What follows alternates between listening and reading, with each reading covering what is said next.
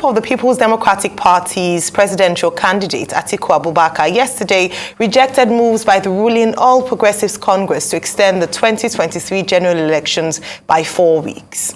The Independent National Electoral Commission, INEC, in its timetable, had announced that the presidential and National Assembly elections will hold on Saturday, February 25, 2023, followed by the governorship and state assembly elections on Saturday, March 11, 2023.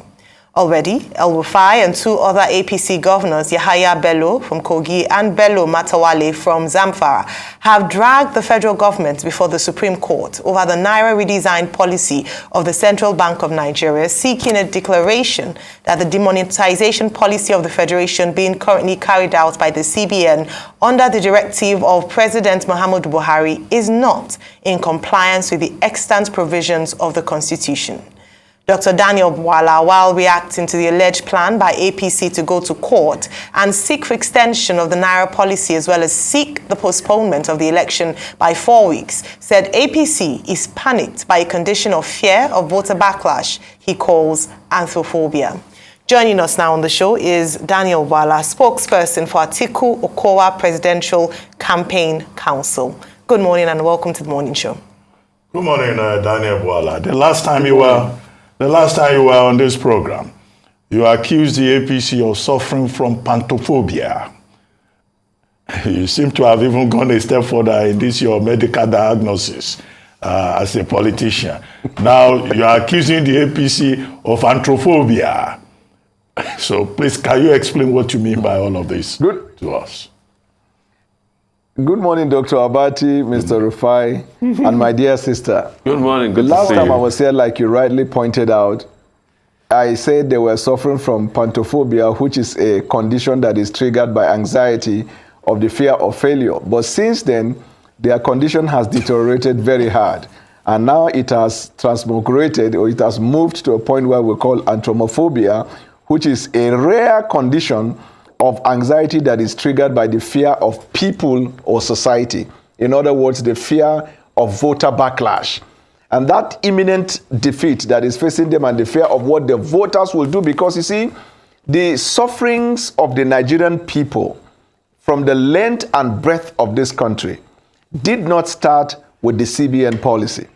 For the past 8 years, Nigerians have endured death, kidnappings. I recall 2 years ago, there was an analysis that 2.1 billion naira was spent, extorted by the bandits on Nigerians between Kaduna and Abuja. I recall also the cases of death in different communities in Nigeria. You have seen the gradual increase of inflation, lack of food. You see the corruption in the system to a point where lizards swallow money, birds swallowed money, insects swallowed money.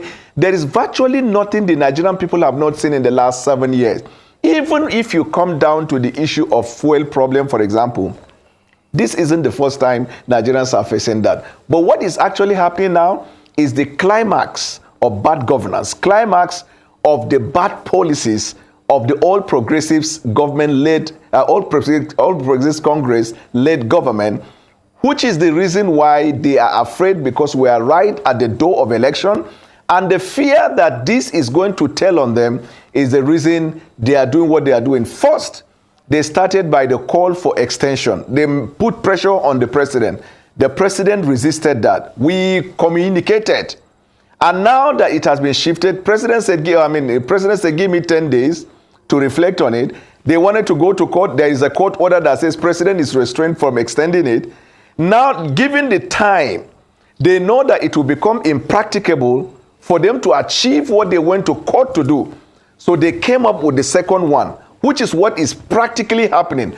All of this protest and crisis you're seeing are aggravated in APC-led state. And the catch is that if they foment this crisis in those states, they will pressure the security forces to write an opinion to the president that given the situation and circumstances, there is the need for the president to extend the election this time around by 4 weeks, so that they would have been out of the 10-day window. That case would have been heard, and they would have used the opportunity to go and fetch for a black market order, extending stopping the Naira policy. You see, if you have even listened to the video of El-Rufai, and the video is all over social media. He is even telling the electorate in Kaduna that they should ignore all this monetary policy. They should use their old money and use their new money. If somebody gives to them, they should collect. They should continue, but that after election, they will deal with that situation. In other words, they are using one stone to kill two birds. One is the idea of extension. Two is the deception to the voters that the old money will apply. This is a game plan in order to deceive them into thinking the vote buying can still be achieved by the old money. But this is the case of anthromophobia. All right. Thank you for expounding on the case of anthromophobia. Yeah, I find it a tongue twister, but the phobia that you talked about. Now, I want to talk about the rebuttal by the APC saying that indeed it is your party that is colluding with some state actors to scuttle the elections come February 25. What's your take on? Because you're saying it's the APC, so there are accusations and counter accusations on this. The thing is that that isn't selling with the common man on the street. It isn't selling with experts. It's not even selling in the media. Given this fact, I will tell you. For those of them that still open their constitution and the Electoral Act, it is a political party that sponsors a candidate. On the day of election, you will not see the name of Tinubu there. You will see APC. The government in power is APC, came into power by the voting of the population of Nigeria. The policy have been emanating from the APC-led government. The Naira design did not come from PDP. This is not like the British government. The opposition is not anywhere near power. Now, they are falling short of calling the president a moron. That's why they have used every adjective under the heavens to insult him. One, they touch his head, his shoulder, his knee, and the toe. Head, shoulder, knee, and toe. They say it's not the president that is the problem. It is somebody around the villa manipulating him. Somebody said, no, it is somebody in Central Bank manipulating him. Another one said, no, it is one behind his house manipulating him. All they are trying to say is that the president is like an effigy. He doesn't have a thinking. He doesn't have rationality. In fact, he doesn't even have access to security and intelligent briefing. But the policies emanated and the policies are dished out from the APC-led government. How does that connect to PDP? And besides, because PDP is in a pole position to win this election, it is the natural thought by the APC-led government or APC party to assume that any policy that APC is not crying, then that means APC is, any policy that PDP is not crying foul, then that means PDP is beneficiary. But I need you to know that we have about 8 political parties in Nigeria. In fact, yesterday, 14 of them threatened to boycott this election if this Naira policy is extended. So in other words, apart from APC, all the other political parties have welcomed the idea of the Naira policy so that if anything else, if anything at all, this election must reflect the wishes of the people. Look at the increase of voter registration. Look at the movement among the young people. Look at the excitement that people have to be able to decide their future. The least that this government can give to the Nigerian people is a free, credible and fair election. The European Union and international observers decided to come much earlier than they usually come during election, so they can observe for themselves what is happening and they don't have to be told by domestic observers. Okay, real quickly, couple of things, Daniel, and let's go straight to it. Number one is, a lot of people are asking, how are you so sure that it's the PDP that will carry the day? Because a lot of people too have argued that PDP are part of those, since the return to democracy, that have not allowed Nigerians to enjoy the return to democracy and get the dividends of democracy. The APC keeps talking about the 16 billion that the PDP spent on the electricity, and they've not been able to do anything about it. The fact that it was the failures of the PDP that brought the APC to power, that's one argument. Secondly, also you guys have your own internal squabbles with Wike. Wike has now gone to the court now to say that, hey, PDP, please, you can't suspend me. The court shuts them down. And also the likes of Chimaroke Onana. And thirdly, I want empirical proof and evidence about this 22.5 billion of old notes that the PDP claims that the APC amassed in Kano. Empirical proof, what is happening as regards that? Okay, let me start with the first one, Mr. Rufai. How are we sure that it is PDP that will carry the day? This is the reason why we are sure we are winning the election. One, our ears are on ground as we communicate our vision to the Nigerian people. Then we listen to what the experts are saying, both in the public and the private sector. We are hearing from the experts in the private sector, especially those who are rooted in economy, that although in all the political parties there is no perfect manifesto, but that the manifesto of PDP is one that is realistic in achieving the goal of recovering Nigeria from the doldrum. Then from the communities and the ground level, as we listen to the voters, we are hearing from them that they will never vote APC across any platform in Nigeria, because nobody is ever dreaming or wishing of having the reputation of the last 8 years, which has turned Nigeria into something else. But we have also heard from them that other alternative parties do not have the structure and the capacities to win the election, are communicating messages that are the very opposite of their philosophy. 3, they are reeling out falsehood that are not empirically verified. And 4, the only party that appears to be in the center and positioned to unite Nigeria amidst this cacophony is PDP, because on the other side, APC is playing religious politics. On this side, you have the Labour playing religious politics. And so PDP is the one that has a structure. Let me give you an example, Mr. Rufai. If you look at APC, for example, when they were talking about zoning, ordinarily, power would have gone to the Southeast. But they instigated a lot of Southeast politicians in APC to run for president so they can remove all of them out of that place. And today, the Southeast in APC have no definition of identity, not to talk of a clarification of the future. If you come to Labour, Labour is a party that is still trying to find its own identity. It has not been able to define what it stands for. It has not been able to define the direction it is going. The person who is leading it has not acquired the needed reach and experience to manage a country like Nigeria. This is the reason why we think that we are winning. Question number 1. Question number 2. You talked about, if I remember, oh my God, can you refresh my memory, sir? Because I remember after the Wike conundrum and Nnamani conundrum. So, and then lastly, I also talked about this 22.5 billion. Give me empirical proof of the fact that you people saw that money in the hands of APC. If you don't give me proof, I don't believe it. I'm a man of empirical facts. So, no, you just ask question, don't read conclusion. Now, with respect to Wike, we have told you for over 6 months on this studio that PDP is positioned to win and focused. We have been bashed and touched and attacked and fact-checked every left, right, and center as to whether we believe that the G5 will inhibit our progress. And we told you we are focused, even though we are negotiating with them. In the past 6 months, there is nothing we have not seen with the G5, which has, transformed into a lot of 5, including of Jackson 5.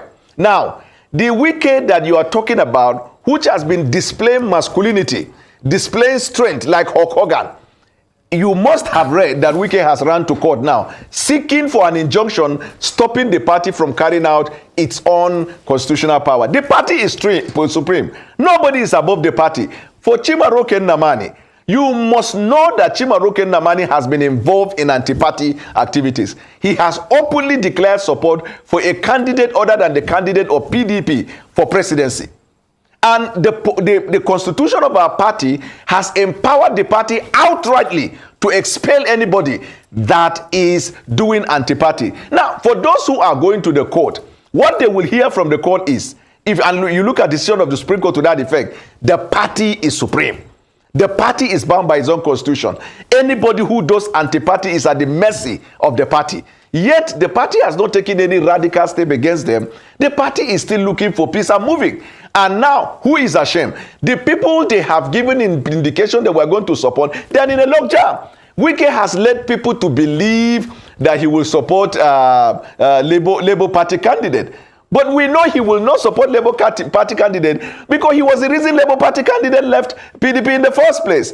And the ground support that he's getting at that time thought that his sympathy lies with Peter Obi. Now he's finding it difficult to tell the world that he's supporting Tinubu. The other G5, we are still talking with them. We are getting good responses, especially from the governor of Abia. And look at how party is. Now, the governor of Abia, for example, they did not recognize the legitimacy of Iochayu. But after the sad event that led to the death of his candidate in that state, he needed the same chairman that he said does not believe in his legitimacy. He said this is where you begin to factor some of those things. And then the third one, with respect to the 22 billion, I have not mentioned 22 billion. And whoever said it, I think the person is better positioned to give you empirical evidence. But if I say it, then I'll be happy to answer that to that effect. But is your party, you know, the presidential campaign, is the PDP that made these allegations and put it out there. But I also want to press it further. Is there anything about money that is being circulated that people might have heard of? Because all of this came out as regards the notes here. Go ahead. What I know about money is that Erufai was on an interview where he said a fellow governor of his and friend secured 500 million naira of the new note. I have not heard that security agencies invite him to explain where he got it, because it is the same platform upon which there have been arrests of bank managers and different sets of people. And I have not seen any policy of the CBN that has guaranteed right to a governor to get 500 million of the new naira note. So that is the one that I've heard about money. I also heard about money that the APC as a party and their campaign, they have stashed money in safe houses across Nigeria, the old money, which they intend to use for vote buying. And because the policy will affect them, that is why they are fighting against it. Anything other than that, I have not heard anything. Do you have proof for all of this, Dr. Martin? There are other issues, please. Now, I want to ask you, you were expressing concern about the fact that the APC, that they are suffering from anthrophobia and all of that, and some people are asking for postponement of the election. Are you aware, as you must be aware, that under Section 135, subsection 3 of the 1999 Constitution, elections can be postponed? Once the president thinks that, well, this election is not possible, then he can go to the National Assembly, which by a simple resolution can extend the election, but for not more than a period of 6 months. That's one. What do you think about that? What you say? Wait, let me finish. Let me finish. Yes, it's constitutional. Let me finish. Okay, all right. Okay. I referenced what you said earlier. Now, secondly, the governor of Kano State, Governor Ganduje, says that 4 unknown political parties, by this I guess is referring to the Action Alliance, the APP, the APM, and the NRM, the National Rescue Movement, the parties that went to court to get an injunction stopping the president from further, or the CBN from further extending the deadline for the return of old notes. So the governor says that the issue here is that those 4 political parties are colluding with the People's Democratic Party. Is there a case of collusion as alleged? And there are certain political parties in Nigeria that are unknown. And is the PDP even planning to join the case to further support those 4 political parties? Okay, so the first question, yes, sir. The first question is, it is constitutional that the president has the powers to postpone election upon conferring with the National Assembly. But just like in court, the exercise of discretion is measured by what is attainable. They say you must exercise that discretion judiciously and judicially. The condition for which the president can request for extension of postponement of the election are outlined.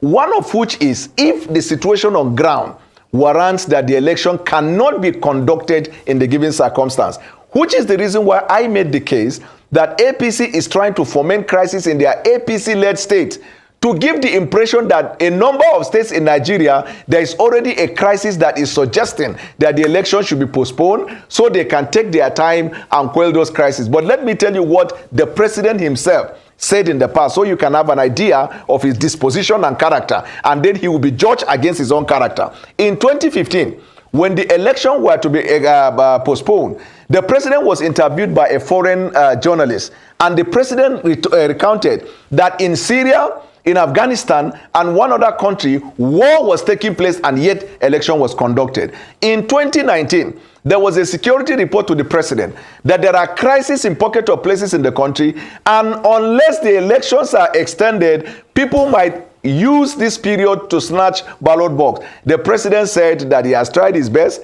Nigerians are free to choose whoever they want, and anybody who takes a ballot box, that's the last time he will act in this world. In other words, they will kill him. The president has maintained a position that threat from unknown actors and conspirators in the country cannot determine the freedom of democracy that we are practicing. And so the president should know, in my view, that any state that try to foment artificial crisis so they can force the postponement of this election, the president, again by law, has the power to declare state of emergency in those states, and we will go ahead and conduct election. Because the Electoral Act and even the conduct of INEC said that if there is election in a particular polling unit and the BVAS is not working, will you cancel all the elections in Nigeria? No, that one will stop and continue the next day. But other parts of Nigeria election will go on. Unless as a country we stand on our feet to say that this democracy has come to remain, these unknown forces and known forces in collaboration with unknown forces will determine the direction of our election. So I call upon the president not to be cowed by any call for the postponement of the election. These people want to destroy his legacy. Wherever they are coming from, elections are to be conducted as and when due. The situation on ground has suggested. Let them not put pressure on the chairman of INEC. We're hearing that law enforcement, they are putting pressure on him to tell the president that INEC is not prepared. We know INEC said they are prepared. We know Central Bank said they are prepared. We know the security forces have said they are prepared. Nothing at all should deter us from that. The second point, Dr. Bati, you raise is about the 4 political parties that got an injunction. Are they with the PDP? Would the PDP also join the case? Now, the political parties that have gone to court, if you know, since 1999 till today, political parties have always been going to court. These political parties that have gone to court, they are smaller parties. They probably do not have the base to raise the funds to execute the election. And they believe that their best chances will better be served if the election is free and fair and devoid of vote buying. Because it is when vote buying comes into play that smaller political parties are disenfranchised or voted out unjustly. And so they go into those courts, they didn't need the PDP's consent. And if PDP wants to go to court, PDP can go to court. As is presently constituted, everybody knows that PDP is just waiting for the D-Day. We have communicated enough our manifesto and intention to the Nigerian people. Nigerian people are tired of APC, and the other alternatives cannot match PDP. So anything that happens, even if mosquito bite them in their houses now, I'm telling you, APC will say PDP send them. If they open their door and they see the wind blowing, they will say it is PDP that sent it to them. Because anthropophobia means is a condition that is triggered by the fear of the masses backlash because of poor and bad governance in the country.